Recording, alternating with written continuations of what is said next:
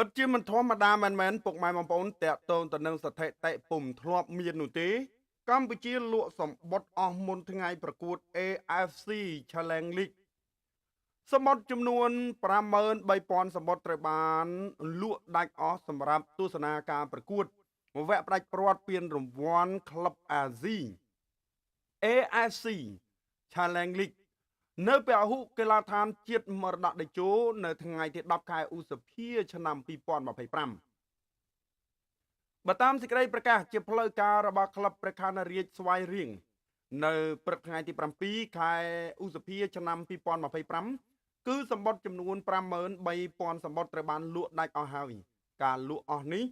បន្ទាប់ពីសម្បត្តិត្រូវបានបើកលក់កាលពីថ្ងៃទី1ខែឧសភាឆ្នាំ2025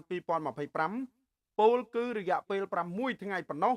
ត្រូវបានលក់អស់គណៈការប្រកួតនៅសល់រយៈពេល3ថ្ងៃទៀតឯណោះនេះជាស្ថិតិថ្មីក្នុងប្រវត្តិសាស្ត្រលក់សម្បត្តិទស្សនាការប្រកួតបាល់ទាត់នៅក្នុងប្រទេសកម្ពុជាដែលលក់ដាច់អស់មុនការប្រកួតច្រើនថ្ងៃហើយក៏ជាកំណត់ត្រាថ្មីក្នុងពានរង្វាន់ AFC Challenge League ដែលមានអ្នកទិញសម្បត្តិច្រើនបំផុតគិតចាប់តាំងពីពានរង្វាន់នេះបង្កើតឡើងដំបូងកាលពីឆ្នាំ2005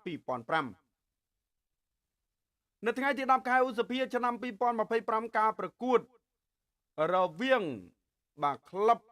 បាល់ទាត់ព្រះខ័នរាជស្វាយរៀងនិងអាកាដានៅពហុកីឡដ្ឋានជាតិមរតកតេជោនឹងបង្កើតកំណត់ត្រាថ្មីដែលមានអ្នកទស្សនាផ្ទាល់ច្រើនជាងគេបំផុតនៅក្នុងប្រវត្តិសាស្ត្រពានរង្វាន់ AFC Challenge League គិតចាប់តាំងពីពានរង្វាន់ក្លឹបអាស៊ីលំដាប់ទី3នេះត្រូវបានបង្កើតឡើងនៅឆ្នាំ2005រហូតដល់រដូវកាល2024-2025គឺការប្រកួតរវាងក្រុម S Bengal ជាមួយនឹងក្រុមអាកាដាវគ្គ8ក្រុមចុងក្រោយនៅប្រទេសឥណ្ឌាមានអ្នកទស្សនាផ្ទាល់ច្រើនបំផុតគឺ25,497នាក់កាលពីថ្ងៃទី5ខែមីនាឆ្នាំ2025ខាងក្រោមចំនួនអ្នកទស្សនាផ្ទាល់ច្រើនជាងគេបំផុតគិតចាប់តាំងពីការប្រកួតនៅក្នុងព្រឹត្តិការណ៍នីមួយៗឆ្នាំ2005មានអ្នកមើលច្រើនបំផុត22,000នាក់នៅប្រទេសនេប៉ាល់ឆ្នាំ2006មានអ្នកមើលច្រើនបំផុតនៅប្រទេសម៉ាឡេស៊ី2007មានអ្នកទស្សនាច្រើនបំផុត